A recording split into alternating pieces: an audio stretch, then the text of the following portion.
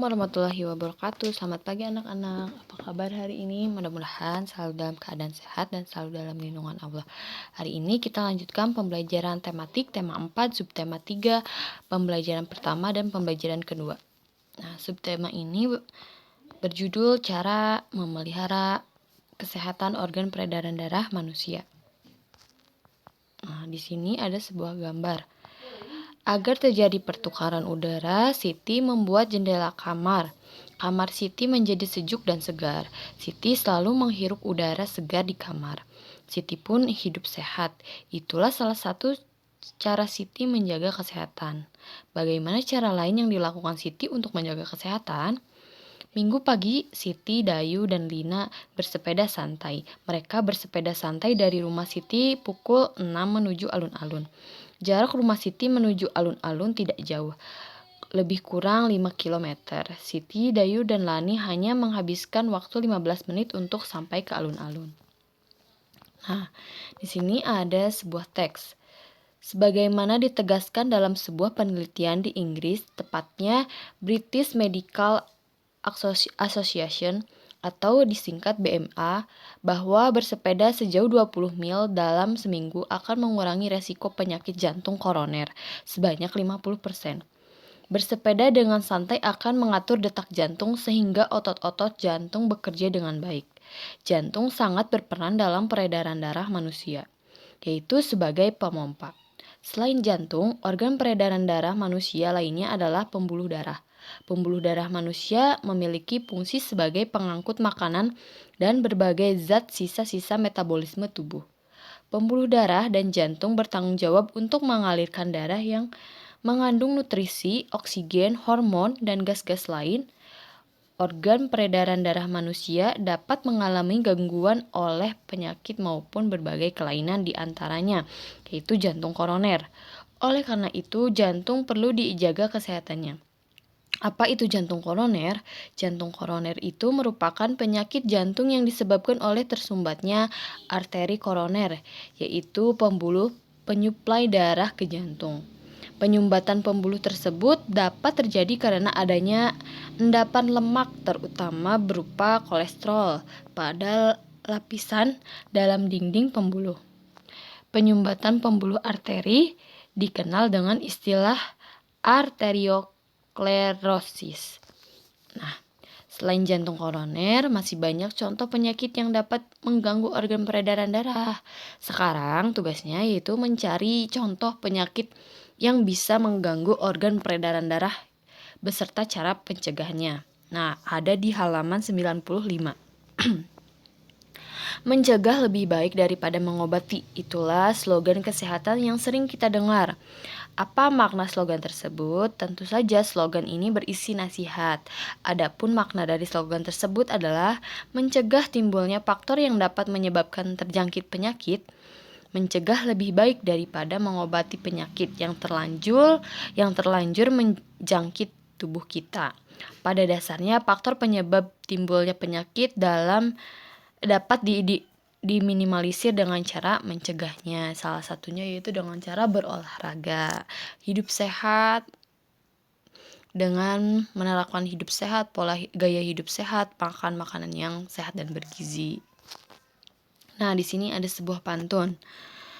Memang indah bunga selasih bunga tanpa getah, lingkungan asri juga bersih, belajarnya nyaman, hati betah. Nah, berdasarkan pantun di atas, berikut ada ciri-cirinya. Pantun memiliki satu bait yang terdiri dari 4 baris. Nah, di sini ada 4 baris. Lalu, suku kata pada setiap baris secara urutan berjumlah 9 sampai 11. Setiap baris terdiri dari 4 kata. Nah, 4 kata 1, 2, 3, 4. Baris yang menunjukkan sampiran yaitu, nah ini sampiran, yang ini isi. Nah, pantun bersajak ABAB, pantun di atas termasuk jenis pantun nasihat. Nah, di sini kalian perhatikan ada sebuah pantun. Kacang goreng enak dimakan, kue tape diberi ragi. Kalau tembok sudah dibersihkan, jangan ada coretan lagi. Nah, ini di sini tuliskan jenis pantunnya apa, termasuk pantun nasihat, pantun jenaka atau pantun teka-teki. Nah, jumlah baitnya berapa? Jumlah barisnya, baris sampiran yang mana, baris isi pantun yang mana. Tuliskan di sini. Nah, di sini ada sebuah teks lagi.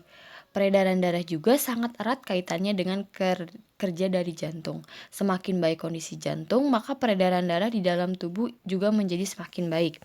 Namun demikian, tidak semua orang memiliki kondisi peredaran darah yang normal dan dapat berfungsi dengan baik. Ada beberapa orang yang memiliki kelainan dan juga penyakit yang berhubungan dengan peredaran darah mereka. Ada beberapa penyebab yang menjadi faktor timbulnya penyakit yang berhubungan dengan peredaran darah manusia. Beberapa penyebab yang dimaksud seperti faktor keturunan, obesitas, atau kelebihan berat badan, pengaruh timbulnya suatu penyakit kronis, gaya hidup tidak sehat, dan karena asap rokok baik pada perokok aktif maupun perokok pasif. Perokok aktif itu yang selalu merokok. Kalau perokok pasif itu tidak merokok tetapi kita menghirup asap rokok tersebut. Nah, itu merupakan perokok pasif.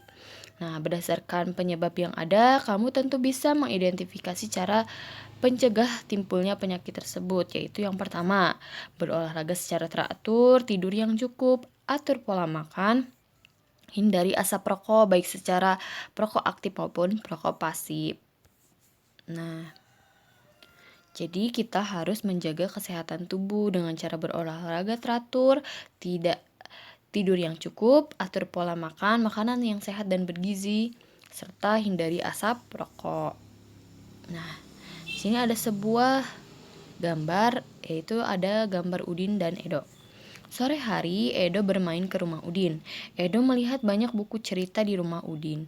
Edo bermaksud meminjamkan satu buku cerita yang berjudul Kancil dan Siput. Udin pun meminjamkan buku ceritanya kepada Edo. Edo bergegas pulang setelah Udin meminjamkan buku. Tidak lupa Edo mengucapkan terima kasih, berpamitan sebelum meninggalkan rumah Udin. Nah, sikap baik Udin yang perlu diteladani. Nah, dari teks di sini, sikap mana? Sikap Udin yang mana yang bisa kita teladani? Baik Udin yang bisa kita teladani.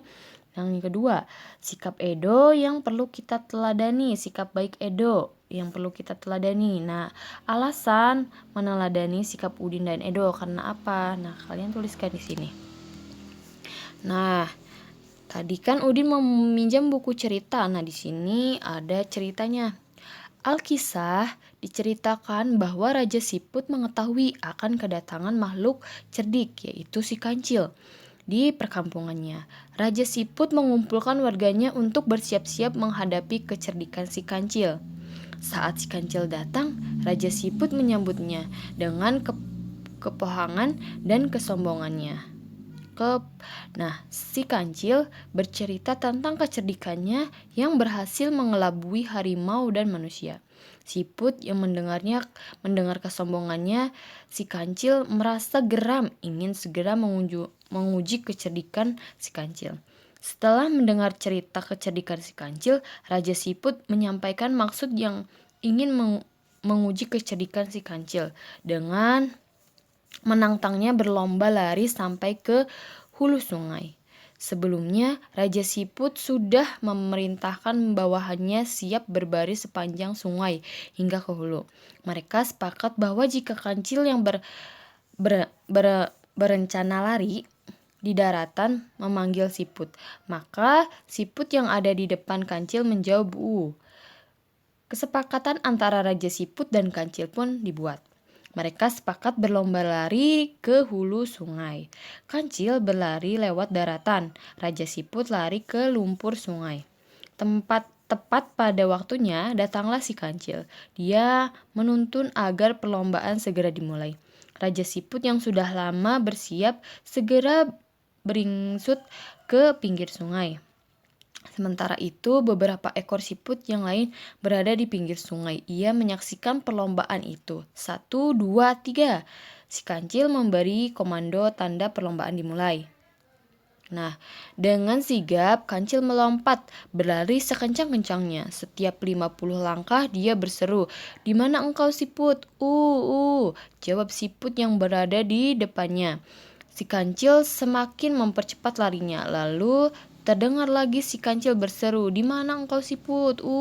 Kembali terdengar jawaban Siput telah berada di depannya. Si kancil yang menjadi marah dan kian memperkuat larinya setiap kali dia berseru selalu dijawab oleh Siput yang telah berada di depannya. Demikian seterusnya. Si kancil tidak dapat mengalahkan Siput dalam perlombaan itu. Dia tidak dapat menerka taktik yang dipakai oleh Raja Siput dan anak buahnya. Akhirnya dia merasa kelelahan. Sambil menggerutu dengan nafas terengah-engah, sang kancil pun berkata, "Hai Siput, mulai hari ini aku menyatakan bahwa engkaulah binatang paling cerdik dan dapat mengalahkan aku. Selamat tinggal." Setelah itu, sang kancil pun melompat dan lari menghilang dari perkampungan Siput. Sekarang tinggallah siput-siput itu bergembira ria. Mereka yang telah bekerja keras bergotong royong serta dapat memberi persatuan dan kesatuan, membina persatuan dan kesatuan. Nah, berdasarkan cerita bergambar di atas, siapakah yang memiliki sifat sombong dan pongah? Bagaimana pendapatmu terhadap sikap tersebut? Nah, kalian tuliskan di sini. Kalian boleh baca ulang. Nah, terus kalian amati. Nah, siapakah yang memiliki sifat yang sombong dan pongah? Nah, lalu kalian uraikan pendapatnya di sini. Nah, cergam, cerita bergambar adalah kependekan dari cerita bergambar.